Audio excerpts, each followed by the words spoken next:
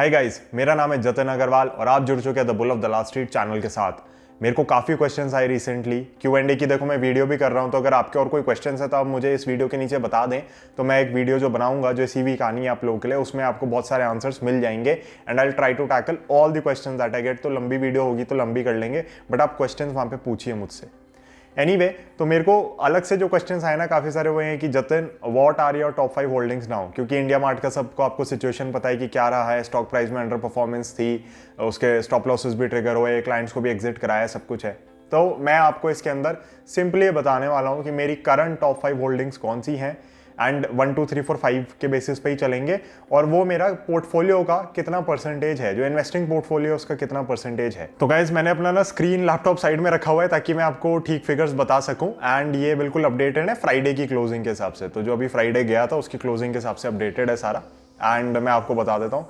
Number 1 पे रहती है APL अपोलो, उसके अंदर कोई चेंज नहीं है। It's still one of my largest, in fact the largest holding in the portfolio. Number 2 पे आती है Larsen and Toubro technology services.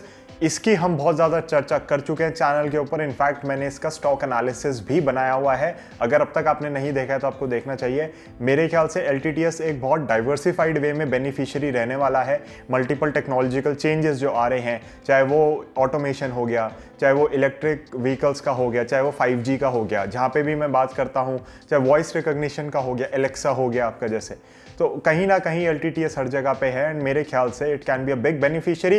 It's not an IT company, please इसको ध्यान रखें, IT कंपनी नहीं है ये। It's an engineering company, it's a tech driven engineering company.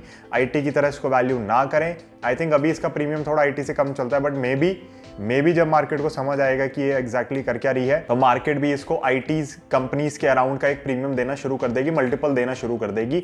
But अभी के लिए आई थिंक LTTS का थोड़ा प्रीमियम कम रहता है, वो रहना भी चाहिए, क्योंकि अभी इनका जो मान लो कैश की कलेक्शन वगैरह है वो कहीं ना कहीं इंपैक्ट ज्यादा हो गई थी कोविड के टाइम पे, because it's an engineering company, it's not an IT company. तो प्लीज ध्यान रखें, प्योर प्ले IT नहीं है ये। नंबर 3 पे आती है the big boy Reliance Industries. जी हाँ, तो रिलायंस इंडस्ट्रीज के जब से पार्टली पेड अप शेयर्स की पेमेंट पूरी हुई है, it currently stands at number 3 in my portfolio in terms of the current market valuation। अब मैंने अपनी कोई भी बड़ी इन्वेस्टिंग पोजीशन में से ट्रिम नहीं किया है, मैं लगातार ऐड ही करता रहता हूँ, बट डिपेंड करता है, कभी किसी में बाइंग कभी किसी में buying.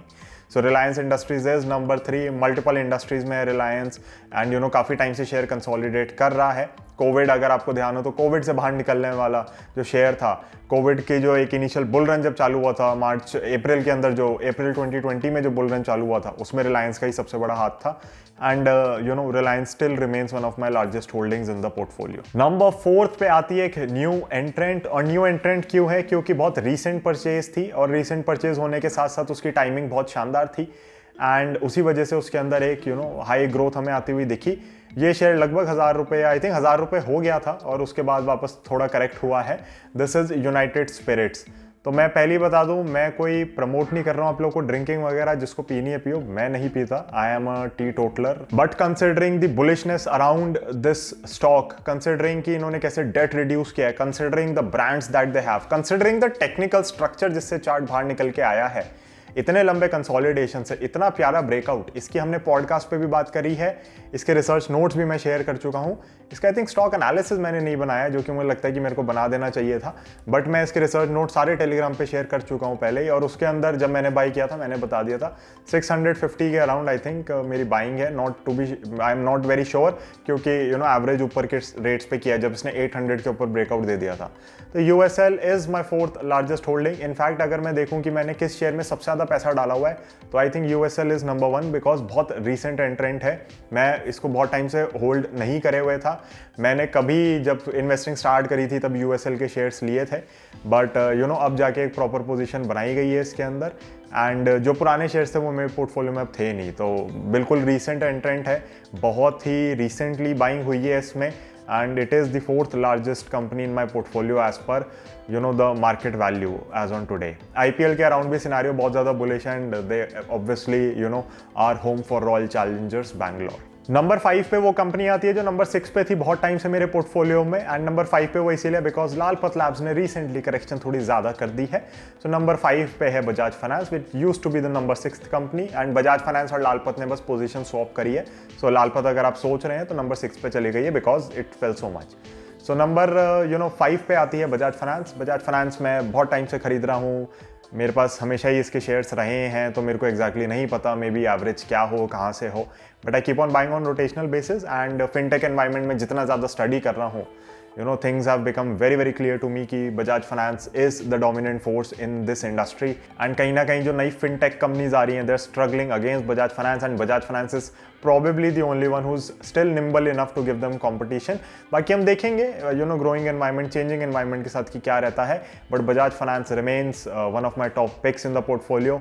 It is the number 5 on the list, and मैं आपको ये बताऊंगा ना अगर इनका टोटल कितना है जो मेरा पोर्टफोलियो उसका, तो आप खुद हैरान हो जाएंगे। Even I am shocked my self. मैं आपको एक बार देख दूं बस इसे एग्जैक्ट नंबर बता दूं, 41%। जी हाँ, तो नॉर्मली मैं 35 के अराउंड कंट्रोल करने की कोशिश करता हूँ, but these 5 companies account for 41% of my investments in the stock market. तो आप सोच सकते हैं कि अगर मेरे पास 100 रुपए हैं तो 40-41 रुपए इसी के अंदर गए यानी 5 कंपनीज में। So how much weightage these companies have, मैं आपको ये बताता हूँ। Top 5 is 41%, top 10 is 63% and top 15 is 77%। तो आप देख सकते हैं कि कितनी हेवी एलोकेशन है। टॉप 20 आपका बहुत ज़्यादा हो जाता है, दैट कम्स टू 87.5%। तो मतलब मेरा पोर्टफोलियो एक तरीके से टॉप 20 कंपनीज में ही सीमित है। थोड़ी बहुत जो उसके बाद की हैं वो पोजीशन बिल्डअप होनी शुरू हुई है। आपको पता है मैं स्मॉल कैप माइक्रो कैप पे बहुत ज़्यादा रिसर्च कर रहा हूँ, तो वो सारी चीज़ों का जो भी बाइंग शुरू हुई है रोटेशनल बेसिस पे थोड़ी थोड़ी एक वो होता है कि आपको अगर कोई पोजीशन ट्रैक करनी है, कोई स्टॉक ट्रैक करना है, तो आप उसके ट्रैकिंग शेयर्स जिनको मैं कहता हूँ लेके छोड़ देते हैं पोर्टफोलियो में। तो वो सारे लेने शुरू किए हैं एंड इसलिए आप देख सकते हैं कि थोड़ा फैलना शुरू है। नॉर्मली मैं 85 प्लस रखता हूँ टॉप 20 को, वही यहाँ पे चलता हुआ आ रहा है। तो मेरी इन्वेस्टमेंट की जो थीसिस है वो कहीं भी ऐसी डीरेल नहीं हुई है, but yes top 10 are very very concentrated and top 5 तो कुछ ज़्यादा ही है। तो 41% की अगर कॉन्सेंट्रेशन आपको दिख रही है, वो टॉप 5 मैंने यहाँ पे डिस्कस कर दिए। छठे नंबर का स्टॉक आपको पता ही है लालपत है, तो उसमें कोई ऐसी बात नहीं है। So guys that would be it, this is my update on my top 5 current holdings in the portfolio. For some reason काफ़ी लोग पूछ रहे थे, तो फिर मैंने कहा एक अलग से वीडियो बना दें एंड इसके अंदर मैं आपको कुछ एक्स्ट्रा डाल पाया। टॉप 5, टॉप 10, टॉप 15, टॉप 20 वो भी मैं आपको बता पाया। करंटली मैं ये भी बता देता हूँ मेरे पास कितनी पोजीशंस हैं पूरी एग्जैक्ट।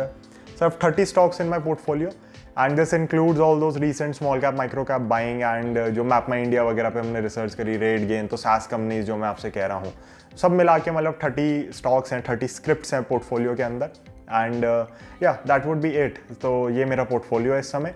आप मेरे को ज़रूर बताएं आपकी टॉप 5 होल्डिंग्स क्या है कमेंट सेक्शन में। Let's make it a bit more interactive and आप मुझे ये भी बताएं कि आप मेरी टॉप 5 कंपनीज में क्या कमी देखते हैं, क्या अच्छा लगता है आपको, is there something that you want to add, you want to say, तो आप बिल्कुल बता सकते हैं कमेंट सेक्शन में। I am open for a discussion. So thank you so much, I will see you in the next one. Bye bye, जय हिंद।